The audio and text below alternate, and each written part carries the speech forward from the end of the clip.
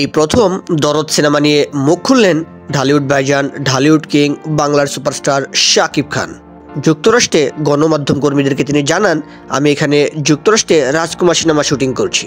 আমার cinema দরদের promo নাকি Burj খলিফাতে দেখানো হবে। এটা বাংলা সিনেমার জন্য একটি ইতিহাস হয়ে থাকবে।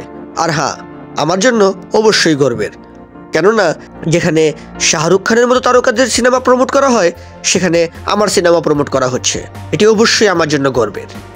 আমি চাই বাংলাদেশের সিনেমাকে আন্তর্জাতিক পর্যায়ে নিয়ে যেতে। এটি আমার প্রথম ধাপ। আমি বরাবরই বলে আসছি, আমি সারা জীবন বাংলা সিনেমার স্বার্থে কাজ করতে চাই। সাংবাদিকরা যখন তাকে প্রশ্ন করে দরদ আমরা কেন দেখব, তখন শাকিব খান বলেন, দরদ একটি ইউনিক গল্পের সিনেমা, যা আগে বাংলাদেশে কখনো হয়নি। দর্শক নতুনত্ব খুঁজে পাবে। দরদ সিনেমার গান, প্রেজেন্টেশন, লোকেশন সবকিছুই মনোমুগ্ধকর।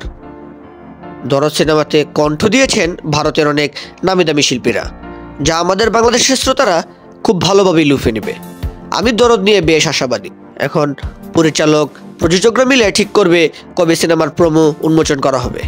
আমি তো খুবই এক্সাইটেড। বুর্জ খলিফাতে নিজেকে দেখতে পাবো, নিজের সিনেমার প্রোমো দেখতে পাবো। আমি মুম্বাই প্রেসমেটেও বলেছি, দরদ বাংলাদেশের জন্য ইতিহাস হয়ে থাকবে। সো ভিউয়ার্স, আপনিও কি শাকিব খানের কথার সাথে একমত? দরদ বাংলাদেশের জন্য ইতিহাস হয়ে থাকবে? আপনি দরদ নিয়ে কতটা এক্সাইটেড অবশ্যই কমেন্ট বক্সে জানান। আর শাকিব খান ও বাংলা সিনেমার মজার মজার খবর পেতে চ্যানেলটিকে সাবস্ক্রাইব করে রাখুন। ধন্যবাদ।